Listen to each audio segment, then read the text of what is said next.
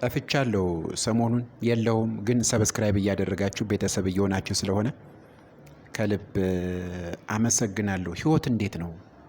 በያላችሁበት ቤተሰብ፣ ስራ፣ ኑሮ እንዴት አድርጓችኋል? ከባድ ነው? ተስፋ እንቁረጥ። እግዚአብሔር ያውቃል። እግዚአብሔር ካለ ሁሉም ነገር ይስተካከላል።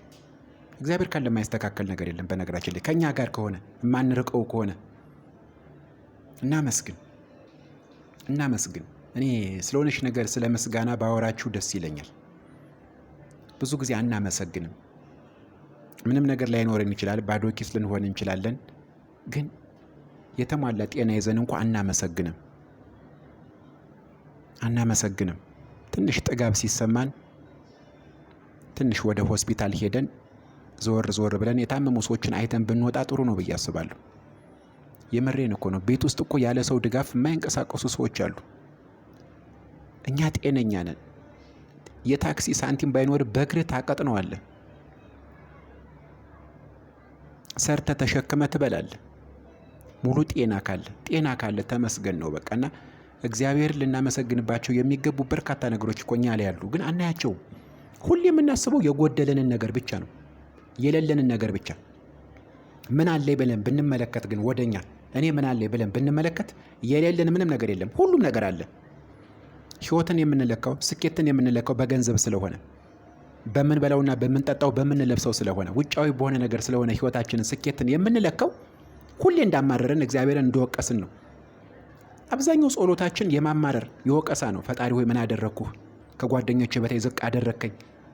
እስከ መቼ ነው እንደዚህ የምቀጥለው? እስከ መቼ? እናመስግን። ማመስገን ስንጀምር ሁሉ ነገር ወደኛ ይመጣል። ማመስገን ስንጀምር ፈጣሪ ወደኛ ማየት ይጀምራል። ማመስገን ካልጀመርን በተሰጠን ነገር የማናመሰግን ከሆነ ፈጣሪ ፊቱን ይዞርብናል። አዎ ትልቁ ነገር የጎደለናው ማመስገን። እግዚአብሔር ይመስገን። ግማሽ እንጀራ ልትበላ ትችላለህ። ግማሽ እንጀራ በሽሮ ፈትፈተ እንደዚህ ልትበላ ትችላለህ። ራትህ እሱ ሊሆን ይችላል። ተመስገን በል። መጸዳጃ ቤት ሄደው መጸዳዳት የማይችሉ በህይወታቸው ከፍተኛ ችግር ውስጥ ያሉ ልብሳቸውን እንኳን ዝቅ አድርጎ የሚያወልቅላቸውና የሚያለብሳቸው በሰው እርዳታ ብቻ የሚንቀሳቀሱ ሰዎች አሉ። እነዚህ ሰዎች ተመስገን ሲሉ ትሰማላችሁ። ሆስፒታል ውስጥ አለው ተመስገን ክብሩ ይስፋ ሲሉ ትሰማላችሁ። ከጥጋብ ተንፈስ ብለህ ትወጣለህ። ሆስፒታል ብንገባ ብዙዎቻችን እናማርራለን። ጉልበት ይዤ ሰርቼ ተሸክሜ ለምን አልበላም?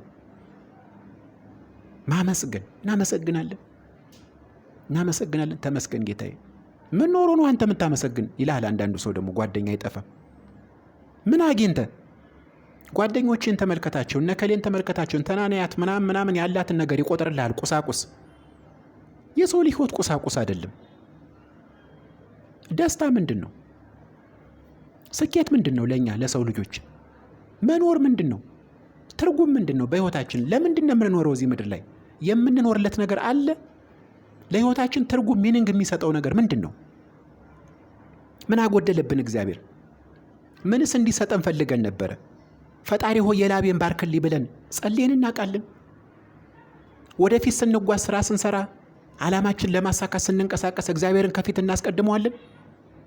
እግዚአብሔር አምላክን ይህን ስራ ልሰራ ተነስቻለሁ፣ አንተ ከፊቴ ቅደም፣ አሳካልኝ፣ አንተ ብትፈቅድ ሁሉም ነገር እንዲሳካ ብለን እንጸልያለን? አንጸልይም። አብዛኞቻችን እግዚአብሔርን ከኋላ ነው የምናደርገው። ሁሉ ነገር በእኛ እንደምናሳካው እናስባለን። ከፊት እንሮጣለን እግዚአብሔርን ከኋላ አድርገን። ለዛ ነው የማይሳካልን ብዙዎቻችን። ብልጥ የሆኑ አዋቂ ሰዎች ግን ጸልየው እግዚአብሔርን ከፊት ያስቀድሞታል። አንተ ብትፈቅድ ይሳካ፣ እግዚአብሔር ቢፈቅድ እኖራለሁ፣ እግዚአብሔር ቢፈቅድ ይህን አከናውናለሁ አንልም እኮ። በራሳችን ሁሉን ነገር ለማድረግ እንሞክራለን። የሆነ ነገር ሲሳካልንም በእኛ እንዳደረግነው እናስባለን። ክብሩን ለእግዚአብሔር አንሰጥም። አንዳንድ ቆንጆ ሰዎች አሉ፣ አይታችሁ ከሆነ መልከኛ ሴቶች አሉ። ታምሪያለሽ፣ አመሰግናለሁ። ምንድን ነው የምታመሰግኘው? ይህን ፊት እኮ አንቺ አልሰራሽውም። ይህን ፊቴን እኮ እኔ አልሰራሁትም። መመስገን ካለበት ክብሩን መውሰድ ያለበት እግዚአብሔር ነው። ታምሪያለሽ፣ አዎ ይህን ያደረገ እግዚአብሔር የተመሰገነ ይሁን። እኔ አላረኩትም፣ እኔ አልሰራሁትም የሚል ሰው አይታችሁ ታውቃላችሁ? ክብሩን ለእግዚአብሔር እንስጥ። ዋው ቁመትህ ያምራል፣ አመሰግናለሁ። አንተ ነህ እንዴ ቁመትክን የሰራው?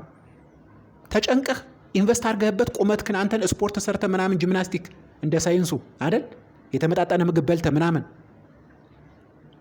ከኛ የሆነ ምንም ነገር የለም፣ ሁሉም ነገር ከእግዚአብሔር ነው ብሎ ማመን ያስፈልጋል።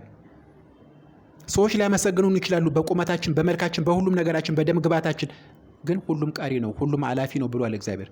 ደም ግባትም ሁሉም ነገር ያልፋል። እዚህ ምድር ላይ ምንም አዲስ ነገር የለም። ስለዚህ ክብሩን እግዚአብሔር ይውሰድ። በእኛ እግዚአብሔር ይመስገን። ታምሪያለሽ፣ እግዚአብሔር ይመስገን። እሱን ያደረገው እኔ ያደረግኩት ነገር የለም እንላለን፣ እናመሰግናለን። እንደምን አደርክ እግዚአብሔር ይመስገን የሚላለን። በነገራችን ላይ ለሰዎች እኮ ሰላምታ የምናቀርበው እግዚአብሔርን ለማስመስገን ነው። እንደምን አደሩ እግዚአብሔር ይመስገን። አልተመሰገነም እግዚአብሔር? አዎ፣ እኛም እናመሰግናለን።